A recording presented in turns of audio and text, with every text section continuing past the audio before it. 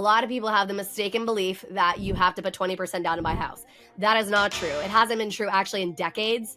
And so it's crazy to me that that is still floating around there. Now, I know you didn't believe in that myth, but a lot of people listening may believe in that myth. Like, oh, I need to put so much down. And I literally ran into somebody the other day and they're like, I don't have to put 20% down. And I'm like, no, absolutely not. You do not have to put 20% down. He's like, how much do I have to put down? And I said, well, somewhere between 0 and 5%. He was like, really? I would like to get a house. Okay. Stay in there a short time period, and depending on how the house is, make certain tweaks to it, and then rent it out when I leave. Okay. But those tweaks I would like to make are literally just things that, I think would make the house better. And, when somebody's looking to rent it, they'd be like, well, I've never seen a house with it. Hey guys, and welcome back to another episode of Financial Mastery Simplified. I am your host, Jax or Jacqueline Kreider, whichever one. And we are excited today to have Dermonte with us. He is an amazing guy. He has done so many different things in like the marketing space. I'll kind of in a second let him tell you a little bit about himself.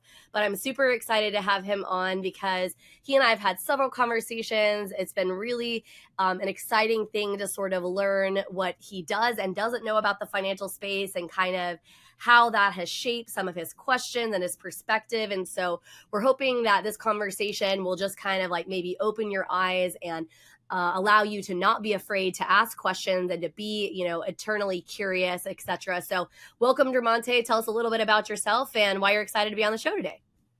Thank you. I'll start off with why I'm excited. I'm excited just because the conversations we have had, I think are perfect. I think others should hear about them. And I also feel like I ask really good questions. That's why I was like, yeah, I learned a lot of things that I didn't know that I didn't know. But to speak a little bit about myself, I'm the CEO of the Uproot Agency. We're a full service digital marketing and PR agency.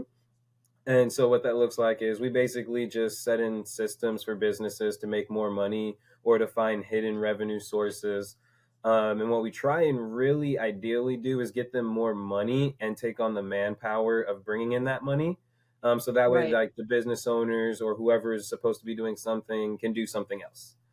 Sure. And I've been in the marketing space for 11 years now. I started in 2013. But beyond that, I own a clothing brand. I've assisted other people with some businesses, and I've done a lot of sales as well. I used to be in debt relief, which is really, really funny considering you just said you have to get sensitive information from people. I did door-to-door debt relief. So we were getting, what do you call them? Socials at the door. And then we go inside the house. But yeah, so that's pretty much me. I'm a workaholic, and I'm constantly learning. Yeah, no. And for those of you who obviously don't know Dermonte, don't, etc., he talks about being in the space for 11 years. But why don't you tell them how old you are? Because you have been an entrepreneur for a very long time. Like you were not very old when you started that process, were you? No. So I'm 26 right now and a half, maybe. But no, so I'm 26 right now. I started when I was 15. And honestly, I got to start with a great client. I got to start with the LASIK Vision Institute. A lot of people do start small business, which is the primary target audience for my clients. But I got to start with a corporation. Yeah, no, but that's awesome. And I think a lot of people, the reason I say that, I point that out is not to make you feel less than, but to show people that a lot of times they believe that they're not powerful enough to do big things like what you're doing, but you are powerful enough to do big things, even when you're young, even when you're 15 years old and you think to yourself, man, like, I don't know if I can do hard things. You can't. But a lot of it comes with asking good questions and that curiosity, right? Like not being afraid to kind of dig deep and to shoot for the stars, right? Like, you don't know what you don't know. So ask the questions, take the opportunity, take the risk, because sometimes, it really pays off. And I think a lot of people have a lot of fear, right? Like surrounding that, because they're like, well, and even myself, like I have major imposter syndrome. I mean, for any of you who haven't really looked at my background or know anything about me, I'm 41 years old and still I joke all the time, I'm still trying to figure out what I want to do when I grow up, right? Because there's definitely moments in my life I'm like, man, am I doing okay? And that saying like failing forward is so true, right? I mean, you just have to kind of test it out, try it out. As weird as it sounds, my toddler has probably had more effect on me in the last year than almost anybody in my life because of how she constantly fails forward, right? Because when you're a little kid, they constantly are like breaking things or like trying things out, and they're not afraid to break something. Whereas adults, we're afraid of that. We're like, oh, I don't want to do that. That might not work out for me. But she's not afraid. She just go and do it. So I'm like, man, I need to take a page out of her playbook, man. She's doing better than her mom over here, so it's fine. Yeah, there's a Walt Disney quote, and it's fun to do the impossible. But I don't know what's impossible yet, so it's fun to try and figure out what is. Well, and the truth is that if you have the right resources, the right people in your corner, you're asking the right questions, there really truly isn't anything that's impossible. I think we just limit ourselves. And if you actually ask most of the people around you, you would probably find that a lot of them find you more powerful than you know, right? The fact that I actually was heavily encouraged by multiple people to even start this podcast because they're like, Jax, you have a voice, like you really are passionate about things in the financial space, right? Every time you know AC, but AC says about me, he says, you're the only person, Jax, who could get fired up all by yourself. Like no one else is in the conversation with you, and here you are, like fired up and like excited about whatever it is you're talking about. And I said, well, I mean, I really love to help people. I like to answer their questions, right?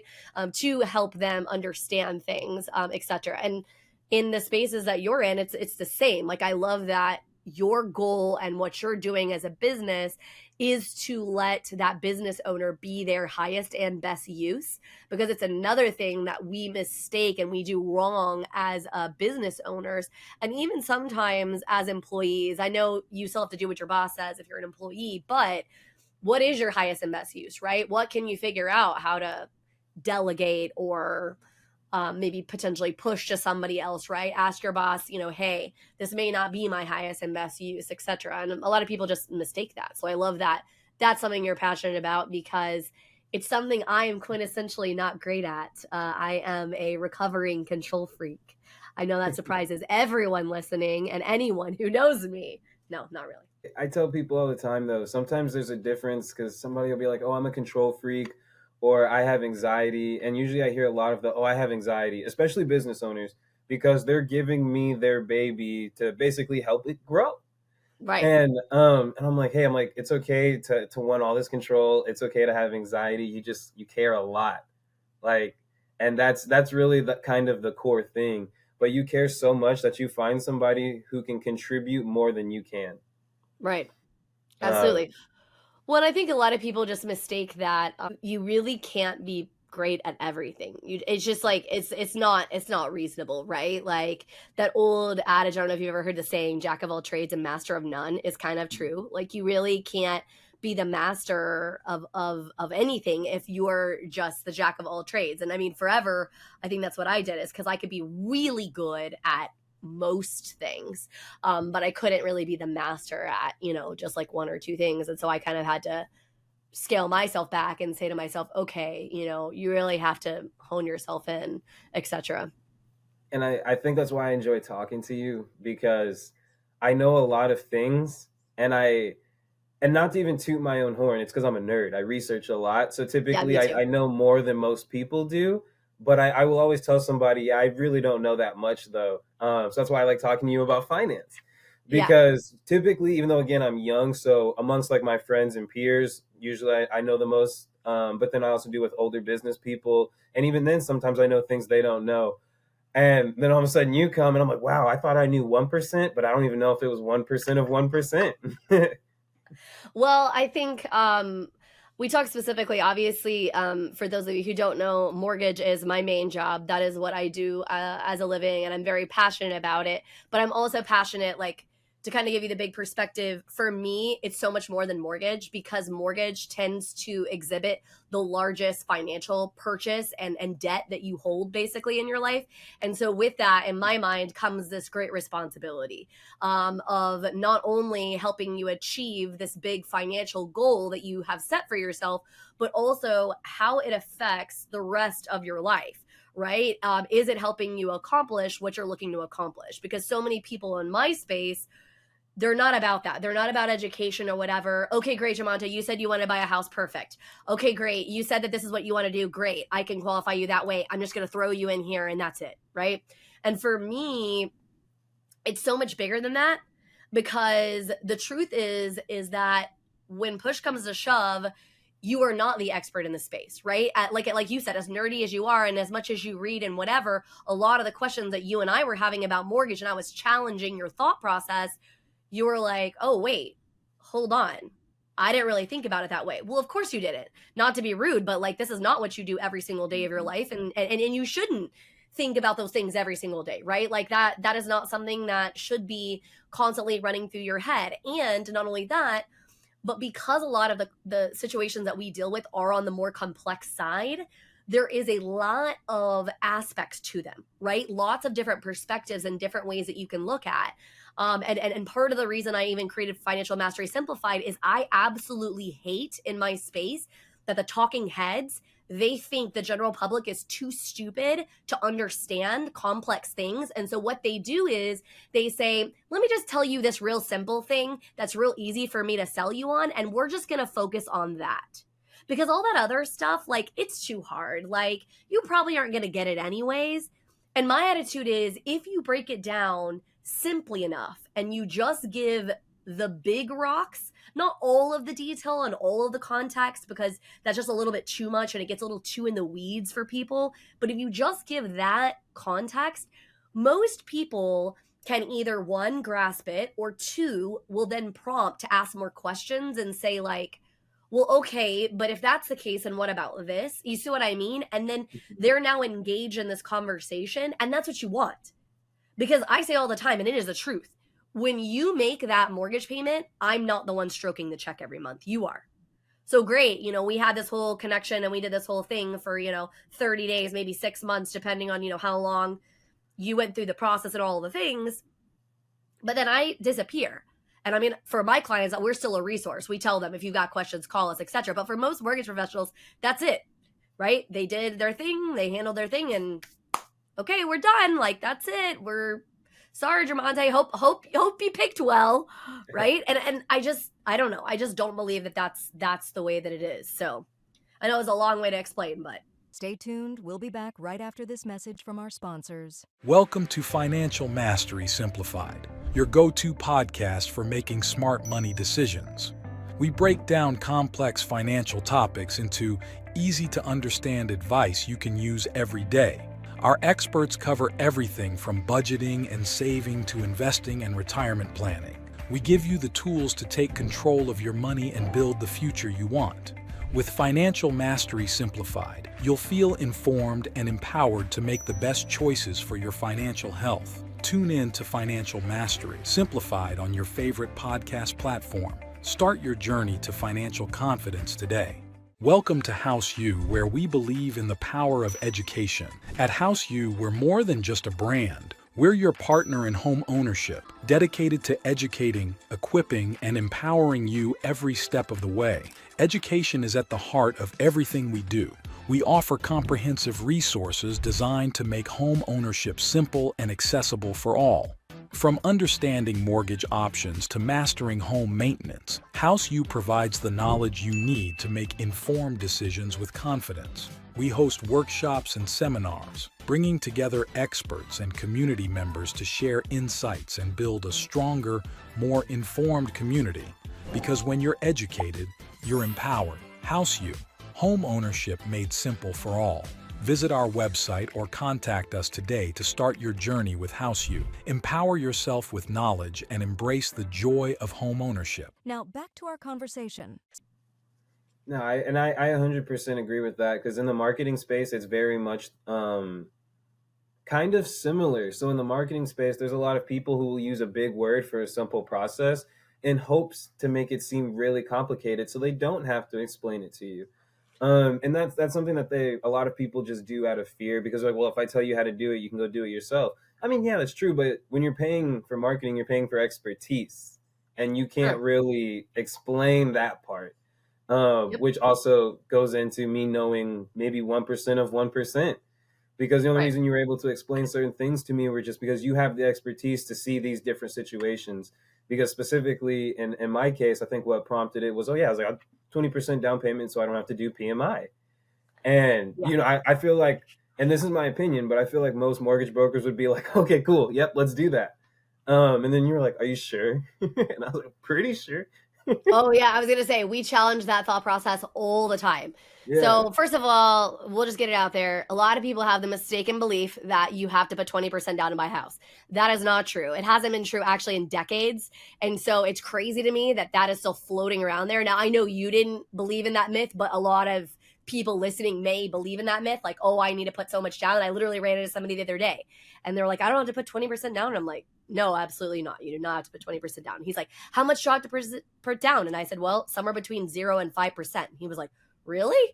And I was like, yeah, it just depends on where you want to buy, what kind of loan we're doing. Like, there's a bunch of different factors here, but yes, absolutely. I said the most common is really about 3 to 5%. That's about the most common minimum percentage to put down as a general rule, right? But like you were saying, well, I thought, oh, this is the best way to do it. But as I pointed out to you that day, okay, cool. Have you thought about, right? Because everybody thinks, oh, PMI is the devil. And it's not necessarily like anybody loves paying extra insurances that they, that they don't want to have to pay. Like that part is true. However, a lot of people don't realize that it is potentially tax deductible, just depending on how you file your taxes, right? They don't realize that there are other options on other vehicles you potentially could be placing that money in. You could possibly make more money doing that, right? That's something else you could do. Or like I was pointing out to you, and for those of you who are listening, a lot of people have hopped out of the market because they're scared to death. Interest rates are high and this is horrible. This is a horrible time to buy. It's what the media is selling. And pardon my French, but it's utter bullshit. It is not necessarily the perfect time to buy for everybody. That part is true. But what most people have to remember is we technically really still are dealing with an undersupply situation, meaning we do not have enough houses for the amount of people who actually want to buy them. And so the reason that we're not seeing what we saw for years, like in 2020 and 2021, is because so many, specifically millennials, are holding on the sideline, either living with parents, they're still renting, they're doing some kind of cohabitation situation where they've got like multiple people all living together, right? There's something is going on like this that they're holding at the gate because, again, they have bought into the myth that a 6, 7, 8% interest rate, whatever, is horrible. That's a horrible interest rate and whatever. And the funny part is if you've done any research, and I don't know if you have, historically speaking, those are actually not bad interest rates. They're not great, don't misunderstand me, but they're not bad by any means. They're historically about average for what we typically ride at. So again, not bad. But again, that's not what everybody believes. And so they're waiting on the sidelines. Well, what's going to happen when they all join the market again? Well, you're going to now be in the bidding wars again. You're now going to be making, things over list. And this is the other reason I don't like bidding wars. I told you, and it's true, you might have to make an offer substantially over list, and you may have to guarantee that amount you're paying over the list price of the house. And what I mean by that is like if the house does not appraise, so if the value doesn't come in, you may be required to pay that extra amount you agreed to pay out of your pocket in cash. And yes, that is how that works. It's called an appraisal waiver, okay? That may be the case, but it's more than that.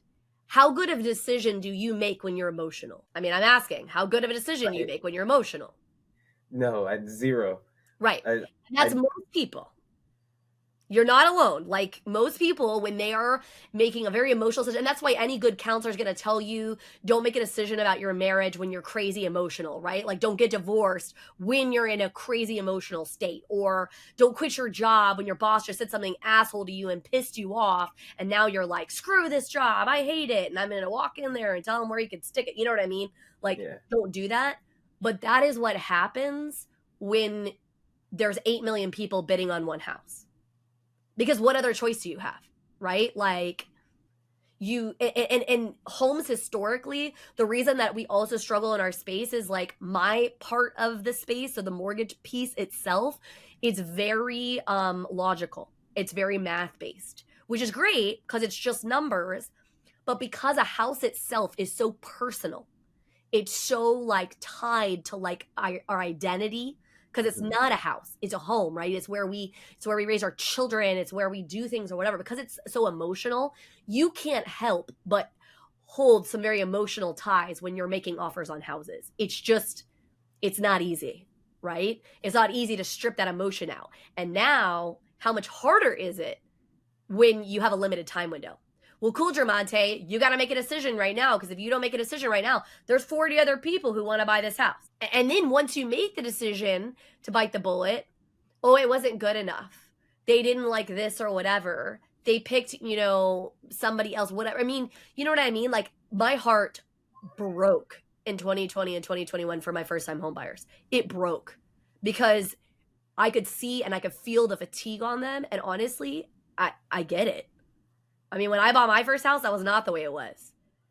Like, I could have taken a week to decide if I wanted that house or not. It was no big thing.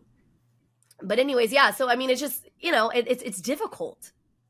So that's the other reason I told you, consider, timing and stuff like that, because it is like, actually, I know a lot of investors who are buying up houses as we speak, a lot of them right now, whether it be in cash, finance, whatever, because they know what I told you, which is interest rate. If the rates drop, I can refinance that, right? Like, I can help you fix that problem. That's not a problem that's hard for me to fix. What I can't fix is if the inventory is just nil and you can't get a bid good enough to get into that house. I can't fix that, right? I can't magically wave a wand and say, hey, Germonte, it's great. Look, I just made 100 more houses. Go pick. Yeah, and I think it also aligns with, like, what is the end goal too. Yes. Because putting 20% down didn't really align with my end goal. It aligned with more like a midpoint goal. Correct. And that midpoint goal was not more important than the end. Yeah, that's another thing. I mean, and the truth of the matter is like, when it comes to anything financial, a lot of it is about knowing yourself and knowing your goals. And honestly, I give you hats off that you have thought that far in the future and like thought about your goals and things like that. That's another thing, though, that is our job, is to challenge your viewpoints. Because the truth is that a lot of times we can see things that you can't see. Like, most first timers, it's a quintessential mistake that they make if they do have more money. Like, if they just have the minimum, that's a different situation, right? Like, maybe they're just trying to get in and they are going to have to chunk down most, if not all, of their cash. But if they have options, I very rarely recommend them to put down all their money, because you think when you walk in that house and you buy it, you're like, this house is great. I love this house. It's so perfect. I love it. And then after you live there over time, man, I didn't realize it was going to bother me so much that this, I don't know, whatever it is, this is ugly, or this doesn't function right, or whatever. And then that necessitates a change, right? Like, you want to change it. Well, changes cost money, right? And maybe for some people, they'll just deal with it. I mean, you have those personality types or whatever. My mom's interior design, so that's not my personality type. I won't fix it.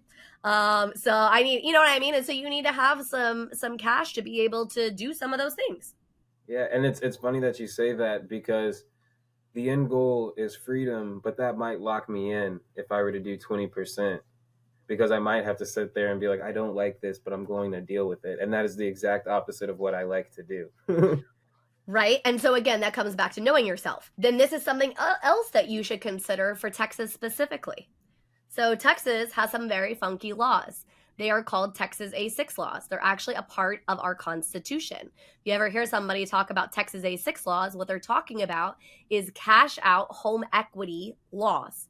And because of how Texas was created and how Texas, like its roots in essence, for a long, long time, until I think it was somewhere in the late 80s, you couldn't take any equity out of your house. The only way you could get it was to sell, period.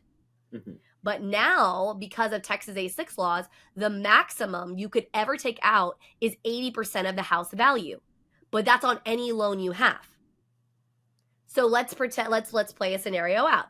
So you buy your first house, you chunk 20% down. Great, right? Your 80% of the house value is what you're buying it at. Okay, great. Now, 2 years later, you want to make some improvements, but you haven't quite built back your savings yet because you put the 20% down, and you now want to make some improvements. So the only way you really could pull out any money is by refinancing it or doing a home equity loan and accessing that cash, right? That way. The problem is that you're capped at that 80% mark. Now, maybe you have, maybe because of the property has been improved and obviously you've been paying down the loan a little bit here and there or whatever, right? You'll have some equity, but will you have enough? And if you still had that money in your hand, you would never have had to do any of that anyways, right? Like you would have been able to just to access it and tap it. And let me tell you another truth. No mortgage company is ever going to be pissed off about you paying more. There's not. You want to pay more money? Great. Pay more money. So if you decide later on, like, hey, you know what? I don't need this money anymore. I do want to go ahead and put that money towards my mortgage. You can do that at any point, right?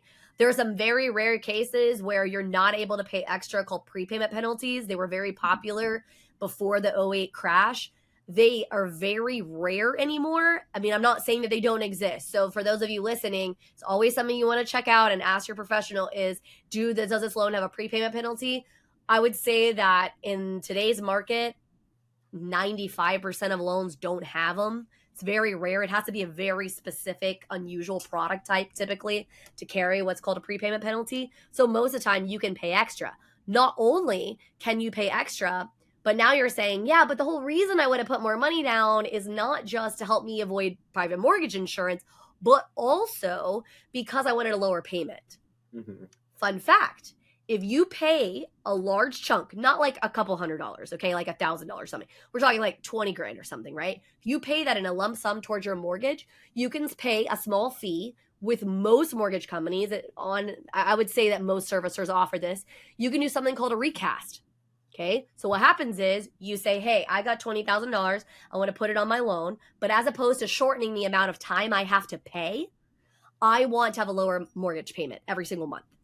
Usually you pay them somewhere between $250, $750, and they do something called a recast. That means they take the new amount of money owed and they recast it over the amount of time you have left on the loan, and they lower the payment down.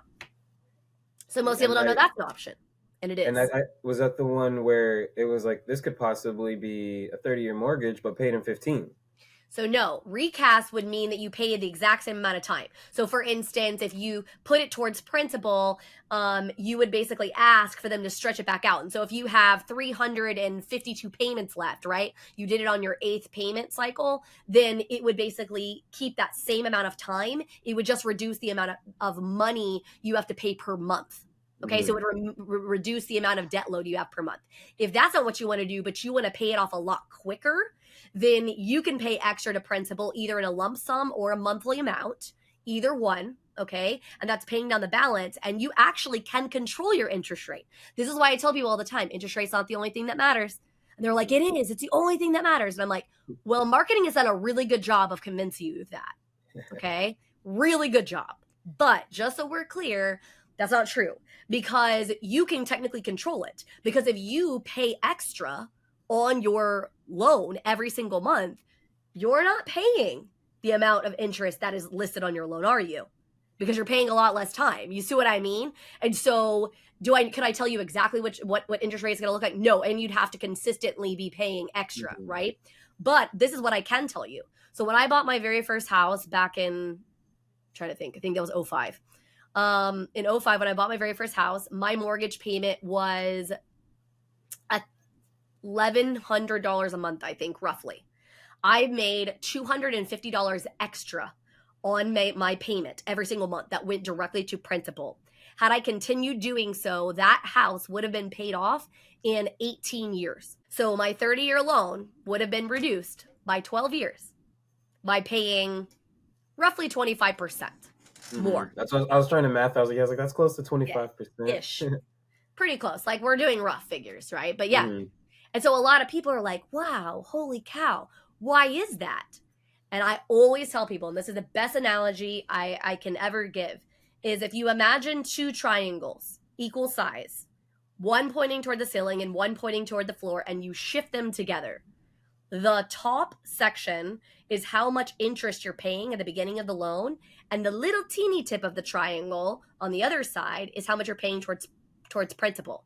As that starts dropping, it starts shifting, right? Which is why I will argue until I'm blue in the face. So if you're on the other side of this equation and you have had your loan for a really long time, right? Like you've been paying on that sucker for like 25 years. You got like 5 years left. Don't pay it off. You've already paid almost all the interest. The bank wants you to pay it off because they've already gotten all of their money. Don't do it. Like literally, you would do way better investing the money or whatever because all your interest more or less at this point is pretty much paid. So you just want to pay it for your own peace of mind. Financially speaking, it's actually a bad plan. You should not do that. You'd be better off the other way. Pay it like as much as you can early on. But a lot of people just don't think about that. They're just like, oh no, that's not the case, blah, blah, blah. And I'm like, okay. I mean, again, you do you. I'm very free form of you do what makes the most sense for you. But yeah, I mean, a lot of people just don't recognize or realize that those things are the case. Yeah, and because even as you're speaking right now, I'm still questioning it. I'm no longer questioning the 20%. I spent 2 weeks talking to people about it and sharing it with them, and they were all like, "Wow, really?" And I was like, "Yeah." So this is pretty cool. Now I think I'm interested in either paying it off early, but that also brought up another point where I've heard other people say before, but this was more of an investment conversation: is why are you paying it off? Yeah. Oh, a lot of people, if your ultimate game is to own a lot of real estate over the course of time, you actually don't necessarily want to do it because you want the offset in rent, right? So like the mortgage payment and the rent payment. So you don't necessarily want to make a whole lot of dollars because you'll be taxed on those dollars, right? Like you are going to have to fill out a tax form that is typically called a Schedule E, where you're going to put any rental properties that you own and you're going to offset the amount of rent you make with your expenses, which is going to include, but not limited to, mortgage. Okay. And so if you can offset those amounts, what most investors are looking at is their end game is what the property value itself will hold out to be, right? And when they actually get to retirement, they'll be making, that house will be paid off and that will be income earning for them, a passive income stream, right? And so there's a lot of different thought processes when it comes to that. So I'm not necessarily saying you pay extra. Again, this is a conversation where you have to know yourself. Right? Like, what's your goals? What are you looking to do or whatever? The other reason a lot of people don't put 20% down is because, like, let's say, for instance, for you're fairly young or whatever. I don't know this for a fact. Are you single? Are you married? No, I have a girlfriend. Okay, but you're not married yet, right? No. So you don't have like a family and all that kind of stuff or whatever. So you might be up for moving more frequently. So what a lot of people do is they put the minimum amount down, whether that be 0 to 5% or whatever, right?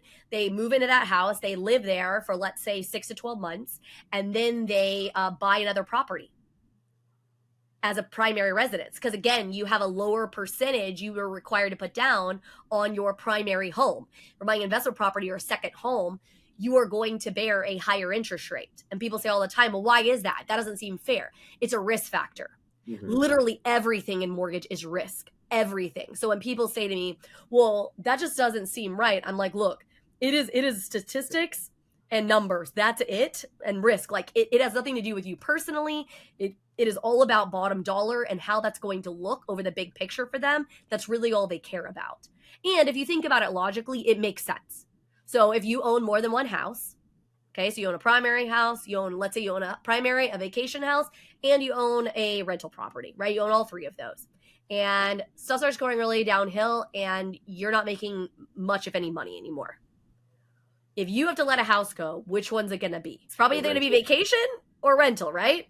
It's not going to be where you live all the time. Like that's where all your stuff is and where your family may or may not live. You know what I mean? Your dog's house, like all that stuff. You know what I mean? Like that's just the way that people feel. And so a lot of times people don't think that through but if you literally take anything in mortgage, I promise it's either math or it's driven by back end investments. Like I don't know if you remember you and I talking a little bit about how sometimes if you put less money down, you actually have a lower interest rate than if you put more money down, and kind of how much of a mind mess that is, because you're like, that doesn't make sense.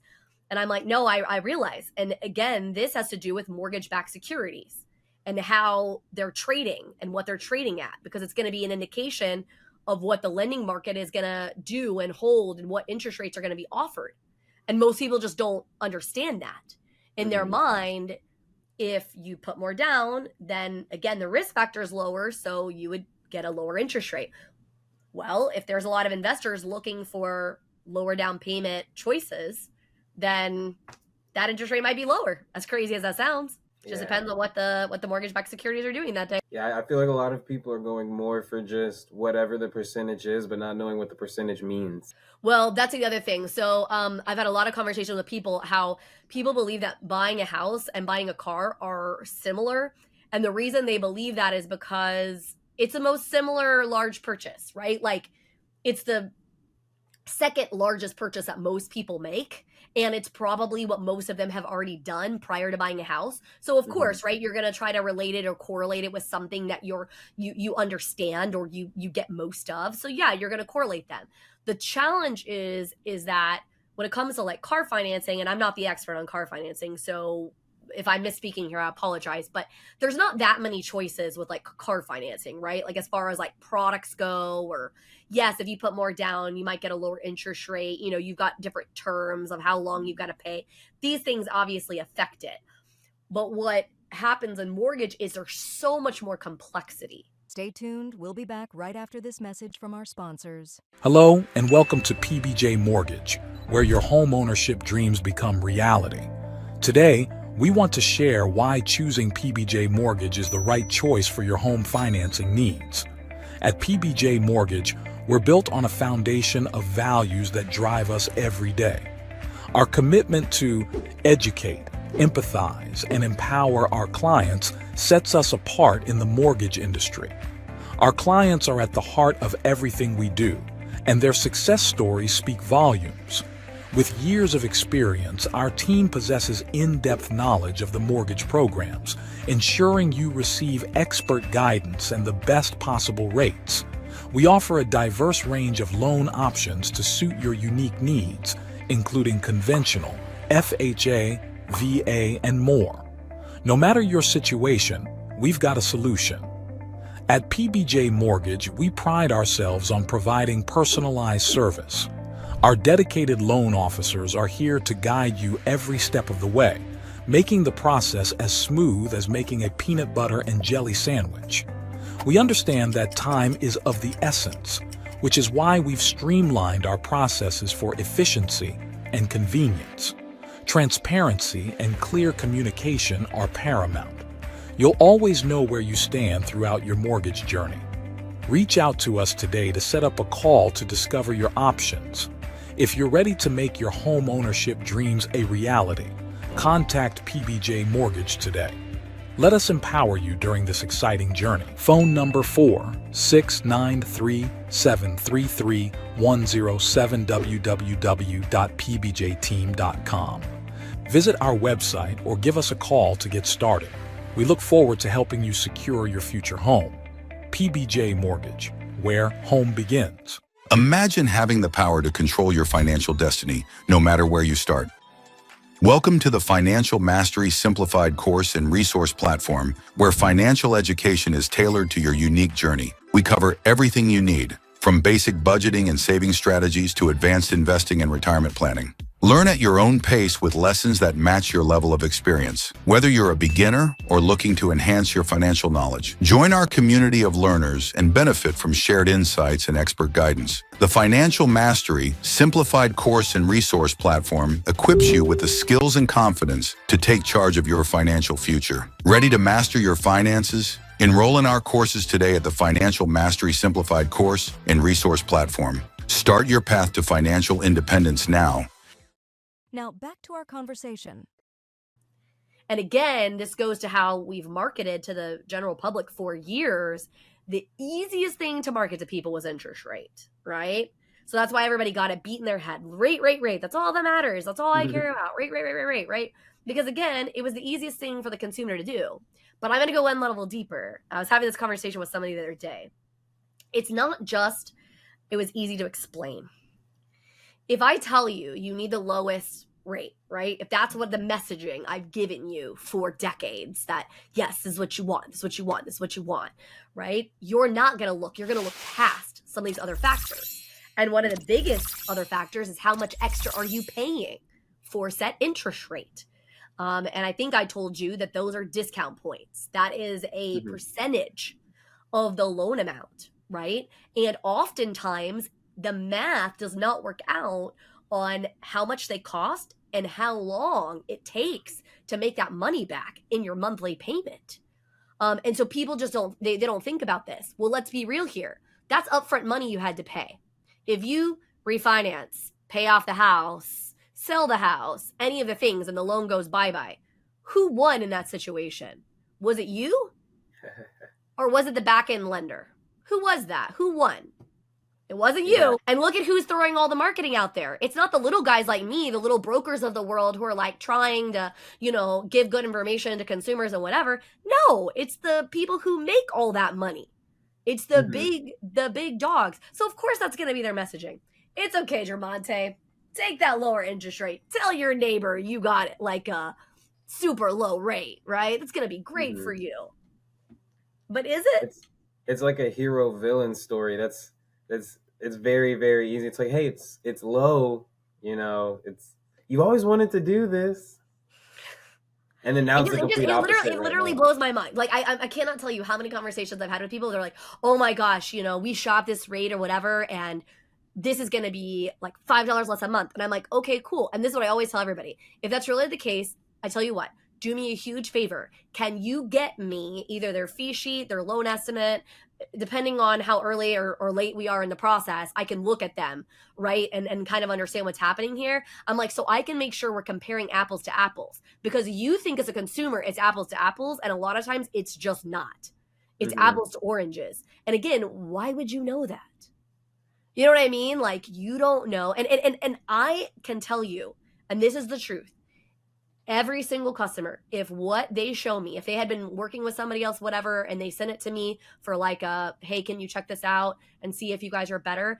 If it's better with the other company, I will be the first person to raise my hand and say, that is better. You should utilize that. I've done it for so many customers in my career. You know what I mean? And they end up coming back as other kinds of customers later, right? Refinance or next house or whatever the case may be, because I was honest with them. But it's crazy to me because, again, you don't know what you don't know. You don't know what you don't know. And then the other part, the back end part is, what is it? Nobody knows what you know until they know you care. Oh yeah, absolutely. Well, and again, it's so hard for me, because also the way I was raised is to be a true professional. If you're going to do something, if you're going to have a craft, be the best at it. You know what I mean? And so like, that's what prompted me to not only do every kind of job I could in mortgage. So like, I've been an underwriter, I've been a processor, I've been mortgage compliance, I've originated loans myself, right? I've worked in all kinds of departments, in all kinds of companies. Literally, I have worked at lender, like regular, like direct lenders. I've worked at credit unions. I've worked at banks. I've worked at brokers. I mean, you name it. I literally have worked in just about every kind of capacity you can in lending. And then I went and got a law degree because I wanted to understand like what was changing in our space. How did that look or whatever, right? Like all these kinds of things. Because for me, I want to make sure that when I am giving you advice, not only is it like I would give myself or my own family, but that I know that I am not only the expert, but I have the relationships with people where if I don't know the answer, I can also raise my hand and say, hey, this is being brought up to me. I'm not quite sure. Can somebody help me fill in the gaps? Because my space changes literally daily between mergers, guideline changes, like you name it. It is constant. It's why we have and I don't know if you've ever seen one of these. If you know any mortgage people on Facebook, you'll see them occasionally. This meme will pop up and it'll be like this super old looking person. And it says, no, I'm not stressed. I'm in mortgage. I'm 40 and I feel great. And it's like somebody who's like 90 years old and they like, just look a little rough like that, because in mortgage it's a lot at moments. But I love what I do and I love people. So I just can't really help it. Yeah, I think that's the important part. It's the helping part. The helping part is also what kind of keeps the business alive. Because, yes, the money does, but the money comes with helping people. Because, again, if you were just to be like, hey, this isn't a good deal, but if this is what you want, right? Okay, we'll do it. Then, you won't have people coming back. And I often think of that too. Like, I'm like, hey, I say the same thing. Let's compare apples to apples. Not saying you have to go with me. I just want to see what they're offering. Sure. I'm really not going to try and sell you on anything, really. I would just like to give my perspective. Sure. And if that changes something, then I think that's powerful. Yeah, well, absolutely. It's incredibly powerful. I mean, I'm in the final stages of writing a book called, oh gosh, The Secret Sauce of Home Buying. Hmm. And it is a lot about the big rocks of from how you fill out an application to how you buy a house or whatever. Cause I also have a course called House You, and it literally is like the full process of what it all looks like. How do you make some of these decisions? And no, it's not crazy granular in-depth stuff, but it's like making sure that people understand like how to make sure to make good decisions, right? How to not get hosed. And all of the things that I do is literally because my whole goal is to ensure that whatever decision you make, good, bad, or indifferent, that you made it eyes wide open. You know, Hmm. like I said, you don't if you don't want to use me, if I'm not your girl, if I don't resonate with you, that's okay, right? Like you're not going to hurt my feelings. I am not everyone's cup of tea. This I know. But what I do know is that I'm passionate about what I do, and I want to make sure that we always are doing as much right as we possibly can do. You know what I mean? And I Hmm. know that you're the same way. You know, we're very much aligned in that respect. Any last minute thoughts? Do you have questions at all that I haven't answered for you? I do have one question. Okay. You sort of did answer it, but I'm just going to get specific on it. Sure. Because, so let's say somebody wanted to buy a house. Okay. They're going to live there they know they're not going to live there the entirety of its mortgage. So, Right. for example, I guess I'll just get really specific. I would like to get a house, Okay. stay in there a short time period, and depending on how the house is, make certain tweaks to it, and Okay. then rent it out when I leave. Okay. But those tweaks I would like to make are literally just things that I think would make the house better. And when somebody's looking to rent it, they'd be like, well, "I've never seen a house with this," and that could be something like really really simple, like just adding a bar. But I don't want to get Sure. too into that because I'll tell you my dream home, and that'll end up being more expensive. But yeah. So somebody that's looking to maybe stay in a house, and I don't even really know how long, because part of me is like, if I did it maybe like 5 years, because also I want to have 3 to 4 kids, so I would want to move to a different house, Sure. for them to grow up in. But that would be a nice house for my girlfriend and I, and maybe even just the first kid. I don't know yet, but yeah, because I'm telling you, my end goal wasn't to stay in that house. So I was like, why am I putting that much money down? It doesn't make any Yeah. sense. Yeah, the only real reason to put a bunch of money down is like financially, if maybe you're not so great with money, which usually if you have 20% down, you are decent with money because you wouldn't have saved 20% then, right? And you need like the financial monthly savings, right? Like that's typically why people want to do that, right? Or they're just adamant that they have to avoid private mortgage insurance. But if your question is that you want to turn it into a rental, so first of all, I would not make any major adjustments to a house without consulting a real estate professional on if it's actually going to bring value, like beyond just making it slightly more attractive. Does that make sense? Hmm. Like if it is going to be an investment, so there's two different buckets when it comes to any house you own, whether it be possibly long-term investment or whether it be for your own purposes, right? Like there's improvements that I've made on homes that I've owned that have been purely for myself, but I don't count them as investment because I know that even though, yes, it adds value to the house, not really, not a lot of actual monetary dollars into that house. Does that make sense? Because Hmm. I have to weigh that out. So anytime you're making a decision about what you're going to alter or adjust to a house, it's highly, highly advantageous for you to actually have a conversation with a real estate professional and say, okay, if I invest XYZ dollars, roughly what percentage am I going to get back, if any? And if I'm not going to get dollars out of it, will it help me in another way? For instance, making it more attractive to renters or whatever, blah, blah, blah, right? Sometimes what you think will be an attraction will actually be a detriment to the price point of the neighborhood you're going to live in, whatever. You just don't know. So that's again why if it's me, I'm going to ask the question. Second of all, I would say that the average length of time most people are in a first house is about 3 to 5 years, maybe a little more right now because interest rates are a little higher, and so more people are holding just for that particular reason. But is your question whether you should do it or not? Like, what is your specific question besides the improvements? Well, now you're making me realize that others wouldn't value the bar that I want to build as much as I Maybe. would. Well, Um, and this is where, again, you shift your mindset. Okay, if they wouldn't necessarily value the bar, but you do, can I make it where I could take it with me? So mhm. I can value it at the next place I'm at. You see what I mean? Like, there's ways where that can be the case where you can still enjoy it or whatever. You see what I mean? Like, And I again, don't drink like that. Just to let you know, I just think no, bars are really aesthetically I don't pleasing. care. I'm just saying, like, no, and no judgment. Like, if you drink every single night and that's why you want a bar in your house, I don't really care. Like, again, this is you do you. Like, you have to know your own stuff and whatever. I mean, so for me, like I said, a lot of it has to do with you got to kind of think all the way through. Yeah. Think small, think big, if that makes sense, right? So you're gonna think small for like right now, like what does it look like, you know, and this and that and etc. Right? The other thing is, I will say to you, let's say that you do end up keeping it for 5 years, like that's it. Let's say that that's where you end up or whatever. Before you go ahead and buy the other house, if you do want to try to max your like pulling out equity or whatever, do it before it becomes a rental property. So try to do it like 3-6 months prior to buying the next house, if that makes sense. Is Full that cash because down. it holds more equity?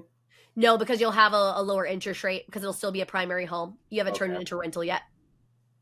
If you don't want to pull cash out of it, like let's say that you have the money again for that next house or whatever, and you don't want to rob any equity out of this one to fund this one, that's perfectly fine. You can do that, right? But if you do, I highly encourage, because what will happen is people will decide that they need that equity when they're ready to buy, turn it into a rental and buy the other one. And I'm like, man, why couldn't we have this conversation 6 months ago? And it's because people don't think that far ahead, and it's not uncommon. It happens all the time. So it's like I said, it's not a big deal when it comes to that. But it's just me kind of good looking out for you or whatever. I also think it's funny that you think 5 years is a short window of time. I thought you were gonna tell me you're gonna like try to move within like a year, and I'm like, okay. I mean, if that's the case, like that's fine. But you know, like I said, the advice changes based on that. That's the other reason you need an actual really good advisor, is because you then can talk through some of that. You can ask some of those questions, and they can also prompt you by asking you some questions. Because the truth is that each person's scenario is just so different and so unique. Just like people. Right, just like the people who are taking out the deals, they're unique, they're special and unique. And like I said, I mean, we say all the time, like the reason we're PBJ Mortgage, making mortgage simple as making a peanut butter and jelly sandwich, is because we want your process to be simple, but we want your loan, your like what we tailor for you to be unique, like you, right? Like that's what we're looking to do, as far as that's concerned. Anything else? Did I answer your question? You did, because now I'm gonna go back to the drawing board again and start thinking, because like, you know, like when you change small parts, it makes you change, like, okay, well, do I really want a house that's X amount, or do I really want to do this, do I really want to do that? Like there's a But whole bunch again, of different things. I'm gonna challenge you, as opposed to keep going back to the drawing board. What you really should be doing is like filling out an application with us so we can try to help you look at big picture, and then give you the best overarching like buckets, if you will, and then you making a decision from there. And ultimately you could roll this around in your head, because you're like me, you're going to overthink. You could roll this around in your head about 4 billion different ways, and at some point you're just going to have to make a call. You're going to just make the best call you possibly can make, and then that's that. You know what I mean? And we're going to advise you in the best possible way we can, and we're going to lay it out for you. And then we're going to lay out some options, and you're going to just go with your gut, and you're going to say, okay, here it is, right? Like, that's what I'm going to do. That's what I'm going to go with. And then you're just going to stop asking 8 million questions, right? Not to say that if they're really important, you're not going to ask, but I'm just saying, like, at that point, you're going to have to drown out the noise, because the truth of the matter is, no matter how much you know, okay, you will not always make the best decisions. It doesn't matter. Like, that's the other thing that drives me crazy about the talking heads. They like sit up there like, oh, I'm so important and I know so much information and I never make any mistakes. I'm wonderful. Like, I'm the first person to say, I know all kinds of things and I don't do things perfectly, right? Like, the last not the house we currently own, but the last house. We were actually originally intending on keeping it as a rental property. The thought process is that our daughters all together might rent it together, as since they were all right there reaching adulthood or just had reached adulthood. And so that was like kind of the thought process. And so we went ahead and we refinanced it into a conventional loan because we wanted to free up my husband's entitlement on that house for his VA loan. Okay. And so that's what we did. Well, then we ended up about a year later selling the house. So you can argue, well, that wasn't a smart decision because you had to deal with closing costs and this and that and blah, blah, blah, right?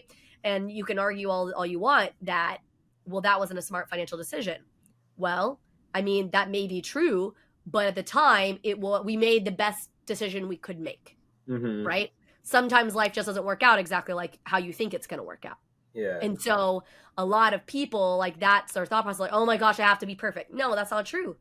That's just not true, right? You should be curious. You should be asking questions, but it does not mean you have to be perfect. Yeah, you need to be adaptable. That's right. Nothing will ever be perfect.